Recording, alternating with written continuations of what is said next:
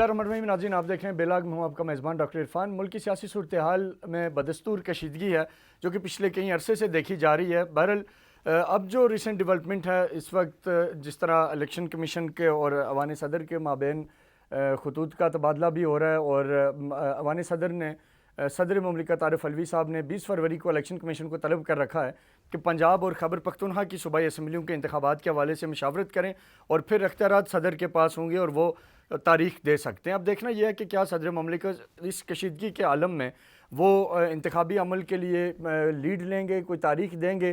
عمران خان صاحب بھی ظاہر اپوزیشن اس وقت یہ چاہتی ہے کہ صدر مملکت یا الیکشن کمیشن جو بھی آئینی طریقہ اس کو اڈاپٹ کرتے ہوئے انتخابات کروائے, جبکہ حکومت کو یہ لگتا ہے کہ اس وقت ملک میں الیکشن کے لیے حالات سازگار نہیں ہیں اور اگر الیکشن ابھی ہوتے ہیں تو یہ آنے والے جو جنرل الیکشنز ہیں ان کے اوپر اس کا اثر ہوگا اور اس طرح جنرل الیکشن بھی متنازع ہو جائیں گے. ساتھ ہی ساتھ ملک میں جس طرح دہشت گردی کی کارروائیوں میں اضافہ ہوتا جا رہا ہے, کل کراچی میں آپ نے دیکھا کہ جو کراچی پولیس آفس کے اندر جو دہشت گردوں کا حملہ تھا جس کو بعد میں پاک فوج کے SSG کمانڈو نے جا کے اسے کلیئر کیا, تو صورتحال اتنی اس حوالے سے خوشگوار بھی نہیں ہے. لیکن بہرحال یہ صورتحال کس طرف جائے گی, عمران خان صاحب کی گرفتاری کے حوالے سے کیا حکومت سوچ رہی ہے, ان ساری چیزوں پہ بات کرنے کے لیے ہمارے ساتھ سینئر تجزیہ نگار افتخار صاحب موجود ہیں. افتخار احمد صاحب, سر آپ کے وقت کا بہت بہت شکریہ. سر پہلا سوال آپ سے میں یہی کروں گا کہ آپ کیا الیکشن ہوتے دیکھ رہے ہیں جو موجودہ سینیریو بن رہا ہے ملک میں, آپ کو لگتا ہے کہ صوبائی انتخابات ہو پائیں گے ان حالات میں؟ الیکشن آئین کے مطابق ہونے چاہیے, میرا جواب یہ ہے. لیکن سر جو معروضی حالات ہیں اس میں آپ کا تجزیہ کیا ہے کہ کیا ہو پائیں گے؟ ہونے تو ضرور چاہیے, ظاہر ہے یہ تو ڈیفینیٹلی آئین ہے, آئین سے تو انحراف ممکن نہیں ہے. تو ٹھیک ہے, 20 تاریخ کو صدر مملکت نے عمران خان سے جو ملاقات کی تھی پچھلے دنوں لاہور, جی سر, اس کے بعد انہوں نے 2-3 ایکشنز لیے ہیں. اس میں ایک ایکشن یہ ہے کہ الیکشن کمیشن کو اب اس کے سربراہ سمیت ہی طلب کر لیتا تو بہتر تھا. انہوں نے صرف الیکشن کمشنر کو بلایا. اب دیکھتے ہیں وہ 20 تاریخ کو الیکشن کمشنر کیا فیصلہ وہاں پہ کرتا ہے اور وہ کیا جواب دیتا ہے, اور صدر مملکت کیا فیصلہ کرتے ہیں. گورنر اور صدر مملکت کو چاہیے کہ الیکشن کی ڈیٹ دے دیں, آئین یہی کہتا ہے. ٹھیک. افتخار صاحب آپ کیونکہ بہت سینئر, آپ کا تجزیہ بہت زیادہ, آپ یہ بتائیں کہ جو گورنمنٹ کا موقف ہے کہ اگر ابھی الیکشن ہم کروا دیتے ہیں 2 صوبوں میں تو یہ الیکشن جنرل الیکشن پہ اثر انداز ہوں گے, اور پھر جب آگے جنرل الیکشنز آئیں گے تو یہ رانا ثناء اللہ صاحب نے کل ایک ٹی وی پروگرام میں 2-3 دن سے ریپیٹڈلی کہہ رہے ہیں. کیا فکرہ کیا تھا ان کا فکرہ یہ تھا کہ یہ جو 2 صوبائی انتخابات ہوں گے ان کے اندر پرابلم یہ آئے گی کہ جو بھی جیتے گا پھر جنرل الیکشن میں ہارنے والا یہ کہے گا کہ جی کیونکہ یہ فل فلج گورنمنٹ بیٹھی ہوئی تھی پنجاب اور خیبر پختونخوا میں تو انہوں نے انفلوئنس کر کے آگے جنرل الیکشن میں سیٹیں زیادہ جیت لی قومی اسمبلی. دوست بات یہ ہے کہ عمران خان کے دور میں ایک فیصلہ کیا گیا ہے کہ نئے عام انتخابات مردم شماری کے بعد کروائے جائیں گے. جی, ایک بات آپ کو یہ پتا ہے کہ فاٹا کو جو مرج کیا گیا خیبر پختونخوا میں تو قومی اسمبلی کی نشستیں کم ہوئی ہیں. ٹھیک, یہ بھی آپ کی نظر میں ہونا چاہیے. جی, اگر 2 صوبوں میں آپ ایک ایسی مردم شماری سے انتخابات کراتے ہیں جو پرانی مردم شماری ہے اور باقی 2 صوبوں میں ایسے انتخابات کراتے ہیں جو نئی مردم شماری کے ساتھ ہوں, ٹھیک, تو پھر یہ اس سوال کا جواب کون دے گا کہ ایسا کیوں ہوا. اور جب قومی اسمبلی کے انتخابات ہوں گے تو وہ نئی مردم شماری کے مطابق ہوں گے.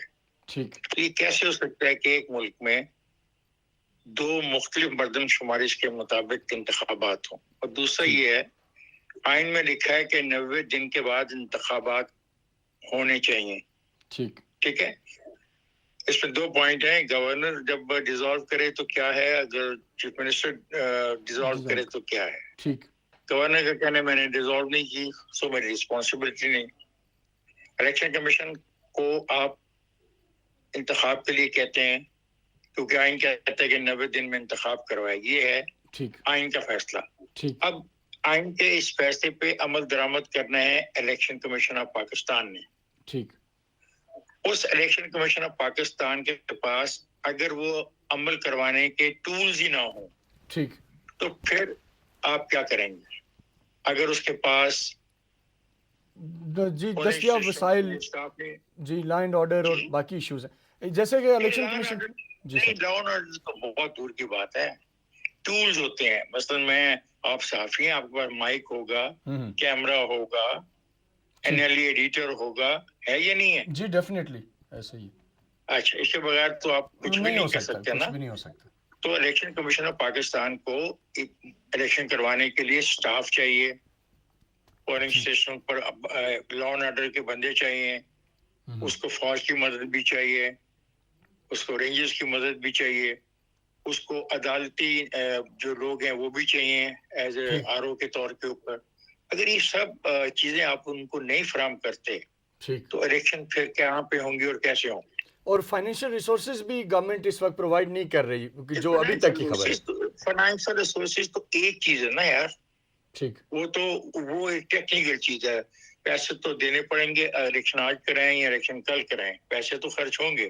لیکن سوال ہے کہ اس بات پہ بہت زور دیا جاتا ہے کہ آئین میں لکھا ہے 90 دن، بالکل لکھا ہے، لیکن جس ادارے نے وہ چیز پروڈیوس کرنی ہے اس ادارے کی جو ریکوائرمنٹس ہیں اگر آپ وہ پوری نہیں کرتے ہیں تو 90 دن کی بات اپنی جگہ درست، تو ان کا مطالبہ بھی تو درست ہے کہ وہ الیکشن کیسے کروائیں. تو سر اس میں آئیڈیل سچویشن کیا ہے؟ میں صرف یہ میرے ناظرین کے لیے آپ سے جو پوچھنا چاہ رہا ہوں کہ اب گورنمنٹ اور الیکشن کمیشن کے مسائل بھی آپ کے سامنے ہیں، اپوزیشن کا مطالبہ بھی آپ کے سامنے اور آئین بھی آپ کے سامنے ہے، تو اس میں بیسٹ وے آؤٹ کیا ہے؟ مطالبہ بڑے مزے کی بات یہ ہے کہ میں حیران ہوتا ہوں آپ دوستوں پہ بھی اور اپنے آپ پہ بھی، کیونکہ میں آپ ہی میں سے ہوں لیکن تھوڑا سا بوڑھا ہو گیا اس لیے شاید میری معلومات اتنی اپ ڈیٹ نہ ہو. یہ جو منی بجٹ ہے اس میں کتنے ارب روپے کے ٹیکسز لگے ہیں؟ 170 کے قریب ہیں سر. 172 ارب روپے کے ٹیکسز ہیں. اچھا، جو حکومت آئے گی 2/3 بھرا لے کے آ جائے، کیا وہ 172 ارب روپے کے ٹیکسز معاف کر دے گی؟ نہیں کر پائے گی ڈیفینیٹلی اس وقت تو، کیونکہ آئی ایم ایف کی ڈیمانڈ پہ یہ ہو رہا ہے نا سارا. بس ایک منٹ ہے دوست. تو اس کا مطلب ہے کہ یہ جو مطالبہ ہے کہ فوری طور پہ الیکشن کرائے جائیں، یہ بھی پاکستان کے مسائل کا حل نہیں ہے. ٹھیک. اور جب میں کہتا ہوں پاکستان کے مسائل کا حل نہیں ہے تو میں غریب کی بات کر رہا ہوں، یہ دو دھڑوں کی بات نہیں کر رہا. ایک دھڑا اقتدار میں یا دوسرا دھڑا اس کو اقتدار سے نکال کے اقتدار میں آنا چاہتا ہے، میں ان کی بات نہیں کر رہا. جو بھی آئے گا وہ 172 ارب روپے کے ٹیکس چھوڑ نہیں سکتا، کیونکہ یہ آپ کا ایک معاہدہ ہے آئی ایم ایف سے، اور یہ معاہدہ ان لوگوں نے شروع کیا تھا جو مطالبہ کر رہے ہیں کہ فوری الیکشن کرواؤ. ٹھیک. اور تاثر یہ دے رہے ہیں کہ فوری الیکشن کے نتائج میں جو حکومت بنے گی تو 172 ارب روپے غالباً آئی ایم ایف معاف کر دے گی اور چیزیں سستی ہو جائیں گی. گندم سستی ہو جائے گی، چینی سستی ہو جائے گی، دالیں سستی ہو جائیں گی، گوشت سستا ہو جائے گا، پیٹرول سستا ہو جائے گا، یہ سب کچھ سستا ہو جائے گا. میرے دوست ایسا نہیں ہوگا. سر آخری سوال ہے عمران خان صاحب کی گرفتاری کے حوالے سے، ابھی کیونکہ ان کی جو ضمانت تھی وہ منسوخ ہو چکی ہوئی ہے، تو حکومت کبھی تو یہ اشارہ دیتی ہے کہ ہم گرفتار کرنے لگیں، کبھی کہتے ہیں جی ہم تو نہیں کر رہے، وہ خود جیل بھرنے لگیں. تو اب انہوں نے جیل بھرو تحریک بہرحال بدھ سے شروع کرنے کا کہہ دیا ہے، تو آپ اس کو کیسے دیکھ رہے ہیں؟ اس سے کیا نکلے گا؟ اور اگر گورنمنٹ انہیں گرفتار کرتی ہے تو اس کا کیا پلس مائنس کیا آپ کی نظر میں؟ اس کے اوپر آپ انالیسس دیجیے. اصولی طور پہ اگر ایک آدمی کی کو ریلیف عدالتیں نہ دیں تو کیا اس کو گرفتار کرنا چاہیے یا نہیں کرنا چاہیے؟ ٹھیک. ظاہر ہے یہ تو عدالتی نظام ہے، اس کو تو چیلنج کوئی نہیں کر سکتا نا. اگر نہیں کرنا چاہیے نا. جی جی. اچھا، اب دوسری بات جو ہے جیل بھرو تحریک، یہ ایم آر ڈی کا ایک نعرہ تھا، اس کو چوری کیا گیا. ایم آر ڈی روز ایک گرفتاری دیتی تھی. ٹھیک ہے، یہ بھی کر کے دیکھ لیں، اچھی بات ہے. اگر یہ سمجھتے ہیں کہ جیل بھرنے سے مسائل طے ہو جائیں گے تو یہ بھی کر کے دیکھ لیں. ٹھیک. میرے دوست، ایشو پاکستان کا اس وقت سیاسی سے زیادہ بیڈ گورننس اور اقتصادی ہے. گورننس نام کی کوئی چیز نہیں ہے ہمارے پاس، اور اتنا برے ہم اقتصادی طور پہ پھنس گئے ہیں کہ وہ 172 ارب نہیں ہے، وہ شاید اس سے بھی زیادہ اماؤنٹ ہے. جب تک ہم اس کے لیے کوئی حل نہیں نکالتے، یہ سب چیزیں جو ہیں یہ دکھاوے کی ہیں، ان میں حقیقت کچھ بھی نہیں. حقیقت یہی ہے ہمارے لیے، عام آدمی کے لیے مشکلات بڑھ رہی ہیں. 20-25 ہزار روپیہ لینے والا جو ہے وہ کیا کرے؟ آپ خود کہتے ہو کہ 30% انفلیشن بڑھ گئی ہے. اس کا مطلب ہے جو 20-25 ہزار روپے تنخواہ لے رہا ہے اس میں 30% تو ویسے کم ہو گئی. اور ابھی یہ 36 پہ جانی ہے سر، 36% پہ جو یہ خود کہہ رہے ہیں. خود سوچو کہ جو 25,000 روپے کی تنخواہ دیتا ہے اس کی 36% تنخواہ ویسے ہی کم ہوگی تو پلے بیچارے کے کیا رہ گیا. اصل دوست ایشو یہ ہے کہ ہمیں اس پہ دیکھنا چاہیے کہ لانگ ٹرم پلاننگ کیسے کرنی ہے. یہ ایک سال میں مسئلہ حل نہیں ہونا, یہ ایک فوری طے نہیں ہونا. ہم کو سنجیدگی کرنی ہے اور سنجیدگی سے بیٹھ کے اس کا کوئی حل نکالنا ہے.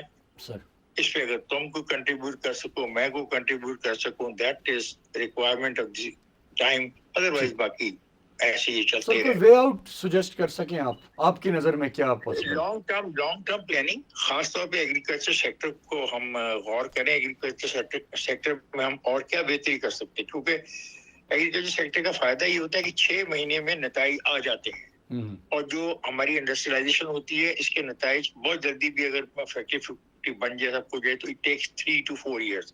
اور جو ریئل اسٹیٹ کا کاروبار ہے اس میں عام آدمی کا کچھ نہیں ہے, وہ تو سرمایہ دار کا پیسہ نا. وہ بجائے ٹیکسٹائل میں لگائے یا کوئی انڈسٹری لگائے, کوئی کارخانے لگائے, وہ ایسا نہیں کرتا. وہ لا رہا پیسہ, زمین خرید کے آرام سے بیٹھ رہا ہے, ختم. کیونکہ زمین لوگوں کو نوکریاں تو نہیں فراہم کرتی نا. بالکل. تو ہمارا سب سے پہلا ایشو ہے کہ اگر ہم ایگریکلچر سیکٹر میں اپنی پیداوار کو بڑھانے کے لیے محنت کریں اور سنجیدگی سے کام کریں. 1 2 یہ ہے کہ ہم اپنا جو ٹیکس کا نظام ہے اس کو سختی سے امپلیمنٹ کرائیں, اور جو نہیں دیتا اس کے لیے پھر قومی سطح پہ بہت سخت فیصلے کیے جائیں. ٹھیک, تاکہ ہمارا اپنا ریونیو بہتر ہو اور ہم کم سے کم ڈیپینڈ کریں باہر کی سپورٹ پہ اور ان کی چیزوں پہ. obviously یہ سمپل سی بات ہے. جیل بھرو یا میری گرفتاری یا تیری گرفتاری سے مسئلے طے نہیں ہوں گے, اور نہ ہی الیکشن کرنے سے مسئلہ طے ہوگا, کیونکہ وہ جو 172 روپے جس کو یہ کہہ رہے ہیں وہ 172 روپے کا مسئلہ وہیں کا وہیں رہے گا. اس کو حل کرنے کے لیے قومی سطح پہ بیٹھ کے بات کرنے کی ضرورت ہے, منصوبہ بنانے کی ضرورت ہے. اس کے لیے تیار نہیں ہے. ایک فریق وہ کہتا ہے ہم نہیں بیٹھنے کو تیار, آپ ہمیں الیکشن دیں. تو الیکشن کے لیے 20 تاریخ کو بلایا اپنا صدر پاکستان نے, حالانکہ بلا نہیں سکتے لیکن بلایا, دیکھتے ہیں وہاں پہ کیا ہوتا ہے. ٹھیک سر, بہت بہت شکریہ آپ کے قیمتی وقت کا. آپ نے بڑا تفصیل سے ایک پورا آپ نے حالات کا احاطہ کیا. آپ نے بتایا کہ اس وقت کیا صورتحال ہے اور وے فارورڈ کیا ہے. بہرحال ناظرین, افتخار احمد صاحب کیونکہ ملک کے نامور اور سینئر صحافیوں میں ان کا شمار ہے, تجربات ہیں, مختلف حکومتیں آتی جاتی دیکھی ہیں, چیزوں کے اندر رہیں, تو بڑی بہترین بات افتخار صاحب نے کی آخر میں کہ جب تک ہم بیٹھیں گے نہیں اور ایک لانگ ٹرم اسٹریٹجی کے اوپر نہیں جائیں گے اور یہ نہیں دیکھیں گے کہ کون سے وہ اقدامات ہیں جن سے ہم ملک کو اندرونی طور پہ مضبوط کر سکیں, اپنے پیروں پہ کھڑا کر سکیں, اور جب تک ہم فارن ڈپینڈنسی سے پیچھے نہیں ہٹیں گے ہماری یہ مسائل اتنے آسان نہیں ہیں کہ وہ حل ہو سکیں. اور جو بڑی خوبصورت بات انہوں نے کی کہ 172 ارب کے جو ٹیکسز ابھی IMF کے کہنے پہ لگائے گئے ہیں, اگر الیکشن ہو بھی جاتے ہیں اور ایک دم ایک نئی حکومت آ جاتی ہے تو وہ ان 172 ارب روپے کے ٹیکس کو کیسے معاف کرے گی؟ وہ اگر قیمتیں نیچے لے کے جائے گی تو IMF کے ساتھ معاہدہ سبوتاج ہوگا, اور اگر IMF کے ساتھ معاہدہ سبوتاج ہوتا ہے تو آپ پھر اسی بند گلی میں پہنچ جائیں گے جہاں سے ہم نے شروع کیا تھا. تو یہ بڑی امپورٹنٹ گفتگو تھی. ناظرین, آپ کی فیڈ بیک کا اس میں انتظار رہے گا. ایک شارٹ سا بریک لیتے ہیں, بریک کے بعد پروگرام کے اگلے حصے کی طرف بڑھتے ہیں. ہمارے ساتھ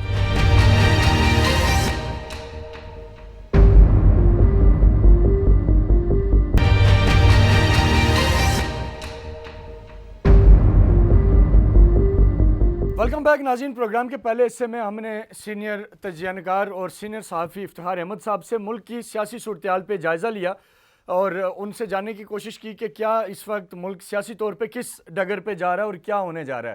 انتخابات کی بات کی, باقی چیزوں کے اوپر بات کی. اب دوسری جو میرا سیگمنٹ ہے وہ انتہائی امپورٹنٹ ہے, اور اس کے اندر ہم آج کیونکہ خواجہ آصف صاحب کی ایک ویڈیو بڑی وائرل ہو رہی ہے جس پہ مختلف لوگ اپنے اپنے انداز میں تجزیہ کر رہے ہیں.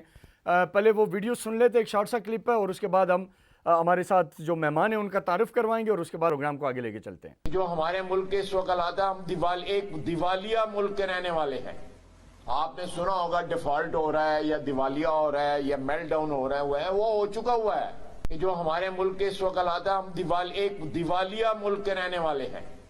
آپ نے سنا ہوگا ڈیفالٹ ہو رہا ہے یا دیوالیہ ہو رہا ہے یا میلٹ ڈاؤن ہو رہا ہے, وہ ہو چکا ہوا ہے. جو ہمارے ملک کے اس وقت حالات ہے, ہم ایک دیوالیہ ملک کے رہنے والے ہیں. آپ نے سنا ہوگا ڈیفالٹ ہو رہا ہے یا دیوالیہ ہو رہا ہے یا میلٹ ڈاؤن ہو رہا ہے, وہ ہو چکا ہوا ہے. جی ناظرین, آپ نے سنا کہ خواجہ آصف صاحب یہ کہہ رہے ہیں کہ ہم آلریڈی اس وقت ایک ڈیفالٹ اور ایک دیوالیہ ہوئے ملک میں رہ رہے ہیں. انہوں نے بڑا واضح تقریر میں کہا ہے کہ جو لوگ یہ سمجھتے ہیں کہ پاکستان ڈیفالٹ کر جائے گا, ان کو یہ بتا دوں کہ پاکستان ڈیفالٹ کر چکا ہے. تو بہرحال یہ بڑی پریشانی کی خبر ہے, اور ہمارے جب ظاہر فیڈرل منسٹر اس طرح کی بات کریں گے تو گھبراہٹ ہوگی اور اس سے پینک کریٹ ہوگا ملک میں. لیکن اصل کہانی کیا ہے بہرحال یہ وہ بہتر جانتے ہیں. ہمارے ساتھ اس وقت ظفر پراچا صاحب ہیں, کراچی کے جو معروف بزنس مین بھی ہیں اور سیکریٹری ہیں ایکسچینج کمپنیز ایسوسی ایشن کے. ان سے ہم جانتے ہیں کہ اس وقت جو آئی ایم ایف کے معاہدہ ہونے کے قریب ہیں چیزیں, ابھی جو فائنل فیز میں داخل ہوئی ہیں, اور آئی ایم ایف نے جو شرائط رکھی ہیں پاکستان کے اوپر, ان کے اوپر عمل درآمد شروع ہے. تو اس وقت پاکستان کے معاشی حالات کہاں کھڑے ہیں, اور آئی ایم ایف کی طرف سے جو 1.2 بلین ملنا ہے اس کے بعد ہم کتنے استحکام کی طرف آئیں گے؟ تو سر آپ کا بہت بہت شکریہ. آپ کیا کہیں گے سر اس صورتحال پہ؟ السلام علیکم جناب. دیکھیے جی, یہ جو ساری صورتحال ہے تو اس وقت میں سمجھتا ہوں خواجہ صاحب کو ایسا بیان نہیں دینا چاہیے تھا. وہ خاص ایک ذمہ دار شخص ہے, لیکن اس کے ساتھ ساتھ کچھ میں سمجھتا ہوں کہ جذباتی بھی ہیں. اور جو انہوں نے بات کی ڈیفالٹ کرنے کی, دیکھیے اس وقت ہم آئی ایم ایف کے ساتھ جا رہے ہیں 1.2 بلین کا جو ہمارا ایک ٹرانچ رہتی ہے وہ لینے کے لیے. گو کہ وہ اماؤنٹ بہت چھوٹا ہے, لیکن وہ ایک گیٹ وے ہے آئی ایم ایف کا اگریمنٹ جو ہے ہمارا. جب ان سے ہمارا اگریمنٹ ہو جائے گا تو اس کے بعد جو ہماری فرینڈلی کنٹریز ہیں اور جو ڈونرز کنٹریز ہیں ان سے جو ہمارے تقریباً 10-12 بلین ڈالر آنے ہیں تو وہ آ جائیں گے. پھر اس کے ساتھ ساتھ ہماری ریٹنگ ٹھیک ہو جائے گی, اور جو ہماری انویسٹمنٹ رکی ہوئی ہے فورن ڈائریکٹ انویسٹمنٹ وہ بھی آنا شروع ہو جائے گی. کیونکہ اس وقت پاکستان میں جو ڈسکاؤنٹ ریٹ ہے وہ تقریباً 17% ہے, اور شاید آنے والے دنوں میں 2-3% اور بڑھ جائے, 18-19. تو اتنا لوکریٹو ریٹ کہیں بھی نہیں ہے دنیا میں. اور پھر جو ہم بات کر رہے ہیں پرائیویٹائزیشن کی, تو وہ بھی جو ہمارے پروجیکٹس ہیں وہ پرائیویٹ سیکٹر میں جائیں گے. جی. لیکن ان کا جو یہ کہنا ہے کہ ہم ڈیفالٹ کر چکے ہیں یا ڈیفالٹ کے قریب ہیں, اگر ہم دوسری طرف دیکھیں تو ہم نے یہ جو فائنینشیل ایئر ہے, فسکل ایئر, اس کے اندر ہم نے 25 بلین ڈالر واپس کرنے ہیں. اور یہ ایک نئی شرط کل. سر یہ ٹائم لائن کیا ہے؟ مطلب ہم نے اگلے جون 2024 تک نہیں واپس کرنے ہیں, یا جون 2023 کی بات کر رہا ہوں میں, کرنٹ فسکل ایئر کی. ٹھیک ہے جی, اوکے. ایک بات. دوسری بات یہ ہے کہ جو آئی ایم ایف نے کہا ہے کہ آپ کو تقریباً 2 ماہ کا اپنا فورن ایکسچینج ریزرو رکھنا ہے امپورٹ بل کا, وہ بھی آلموسٹ 11 بلین بنتا ہے. تو یہ ایک کڑی شرط ہے. اس کے ساتھ ساتھ جو ہمارے جو پورٹس پہ جو مال پڑے ہوئے ہیں کنٹینرز, ان کی بھی پیمنٹ 5 سے 5.5 بلین ڈالر کی ہے. تو اگر ہم اس طرح ٹیکنیکلی دیکھیں تو ٹیکنیکلی جو ہے نا ہم پرابلم میں ہیں. پھر جو ہمارے پاس جو ڈپوزٹ ہے, جو ریزرو ہے اس وقت حکومت کے پاس 3 بلین کا, اس سے زیادہ ہم نے دوسرے ممالک کا جو ڈپوزٹ رکھا ہوا ہے, سعودی عرب کا یا دیگر ممالک کا, جو 48 یا 72 آورس کے نوٹس پہ واپس لے سکتے ہیں, وہ 3 بلین سے کہیں زیادہ ہے. تو اس سینیریو میں اگر خواجہ صاحب نے یہ بات کہی ہے کہ ہم ڈیفالٹ کر چکے ہیں تو بات کسی حد تک ٹھیک ہے, لیکن امید کا دامن نہیں چھوڑنا چاہیے ہاتھ سے کبھی بھی. جیسے ہمارے وزیر خزانہ صاحب اور دیگر ہمارے حکومتی لوگ لگے ہوئے ہیں اپنے آپ کو بچانے کے لیے, خاص طور پہ ہمارے فوج کے سربراہ جو ہے مختلف جگہوں پہ جا کے وزٹ کر رہے ہیں. تو امید ہے کہ ہم انشاءاللہ ڈیفالٹ نہیں کریں گے, کیونکہ آئی ایم ایف کی جو قسط کی بحالی کا جو مذاکرات چل رہے ہیں, تو آپ نے دیکھا کہ اس ہفتے میں تقریباً 6 روپے 50 پیسے ڈالر انٹر بینک میں گرا ہے, اور اتنا ہی اوپن مارکیٹ میں گرا ہے. اب اگر اس طرح کے بیانات آئیں گے تو مارکیٹ کے سینٹیمنٹس چینج ہو جائیں گے. اب مجھے نہیں معلوم کہ ان کا اس کے پیچھے کہنے کا بیک گراؤنڈ کیا ہے, لیکن میں ان کی بات سے فی الحال متفق نہیں ہوں. میں تو ایک پر امید پاکستانی ہوں, پرو پاکستانی ہوں. میں یہ کہوں گا کہ ہمارے یہاں ایسے حالات نہیں ہیں. ہمارے یہاں جو اسمگلنگ زور شور سے جاری تھی اس میں بھی کافی کمی آئی ہے. ہماری law enforcement agencies, state bank وغیرہ نے مل کے کافی کرنسی اسمگلنگ پہ کنٹرول کیا ہے. اور اس کے ساتھ ساتھ جو افغانستان کا اور ہمارا جو ریٹ کا فرق تھا وہ کیپ ہٹنے سے وہ بھی ٹھیک ہو گیا ہے. تو جو ریٹ کے ڈفرنس کی وجہ سے جو ڈیمانڈ تھی کرنسی کی وہ تو ختم ہو گئی ہے. اوپن مارکیٹ میں بھی ہمارے پاس کوئی کرنسی کا بائر نہیں ہے. ہم پچھلے 3 ماہ سے انٹر بینک میں سیل نہیں کر رہے تھے. اب exchange companies $10 million minimum per day inter bank میں سیل کر رہی ہیں. اور آپ نے دیکھا اس ہفتے تقریباً 6 ہفتوں کے بعد اسٹیٹ بینک کے ریزرو میں اضافہ ہوا ہے. تو میں یہ سمجھتا ہوں کہ ایسی بات نہیں ہے.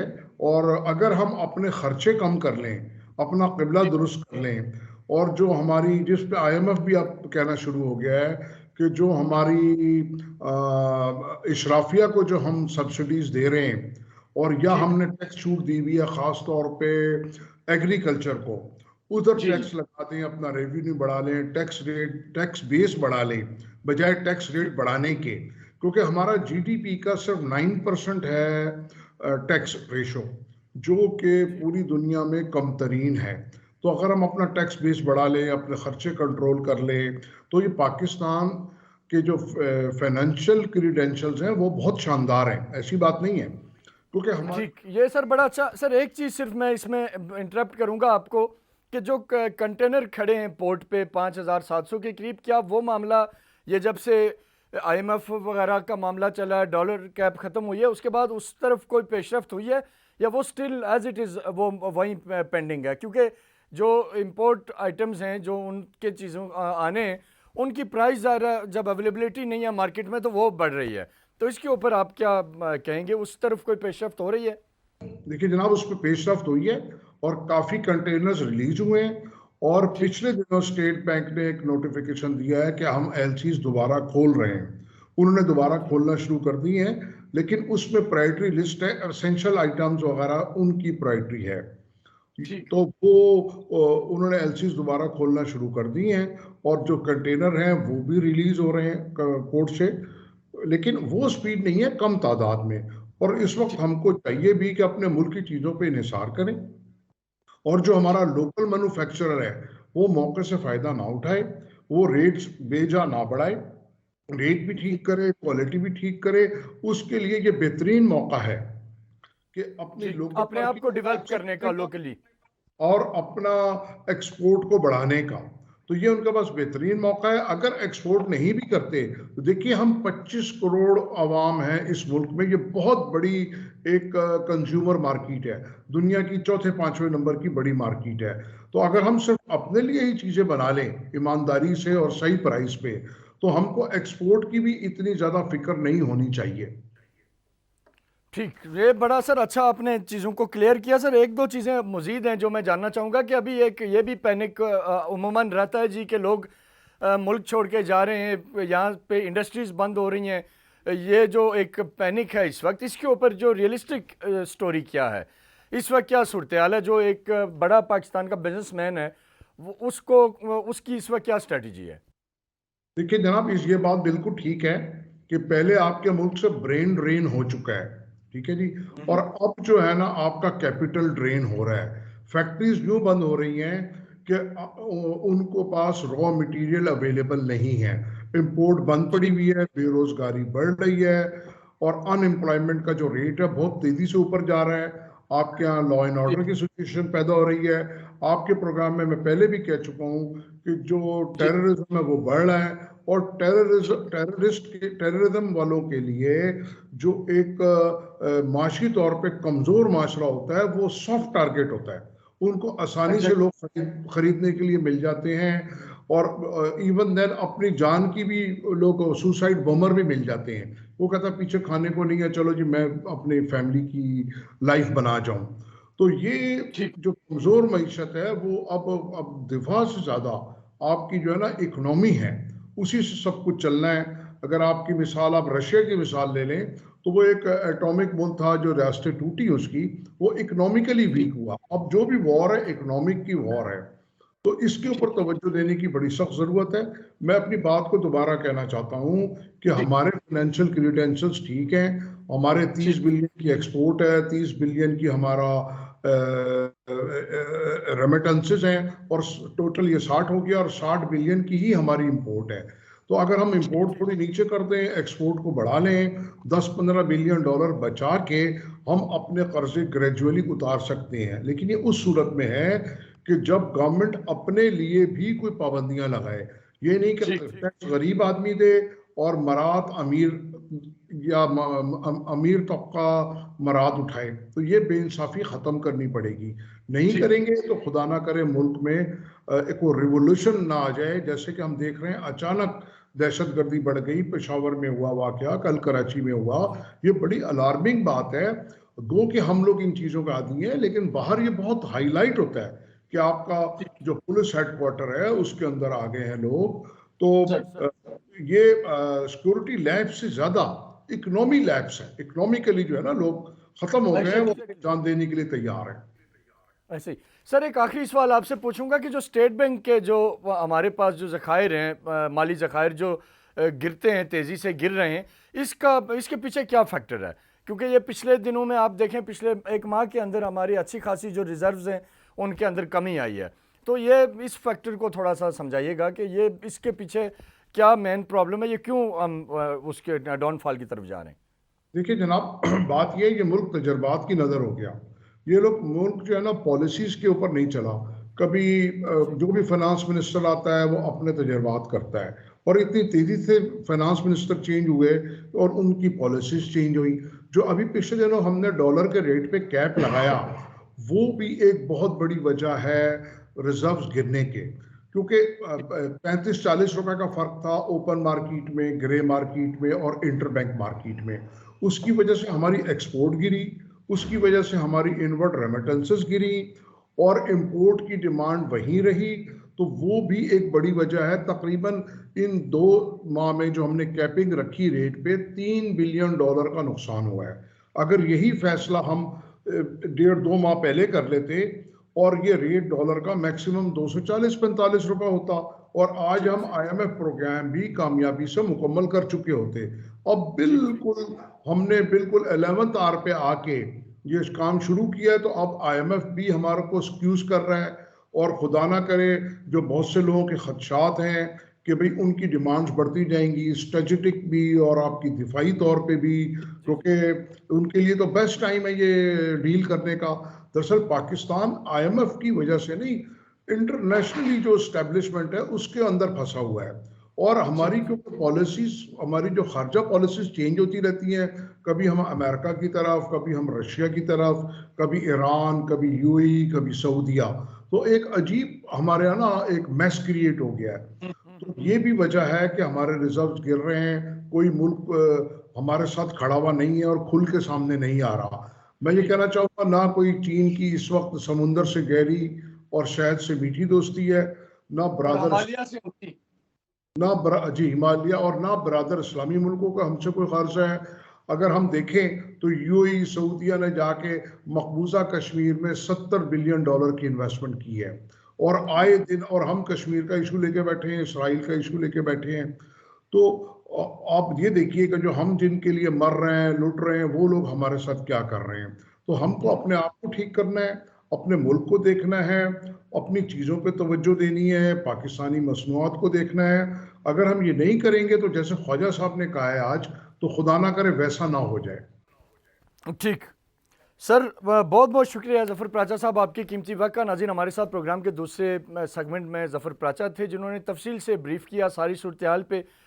ڈیفینیٹلی ملک میں حالات اتنے اچھے بھی نہیں ہیں, لیکن ایک اچھی بات جو ان کی گفتگو سے نکلی کہ ہمیں پر امید رہنا چاہیے, اور جو اس وقت ہمیں جو نظر آ رہے ہیں حالات, اس کے مطابق پاکستان بہتری کی طرف جا سکتا ہے. لیکن اس کے لیے سب سے زیادہ ضروری یہ ہے کہ ہمیں اپنے جو معاملات ہیں, اپنی پالیسیز ہیں, ان کا اثر نو جائزہ لینا ہوگا. اپنے میزبان ڈاکٹر عرفان کو اجازت دیں, اگلے ہفتے پھر ملاقات ہوگی. تب تک کے لیے اللہ حافظ. پاکستان پائندہ.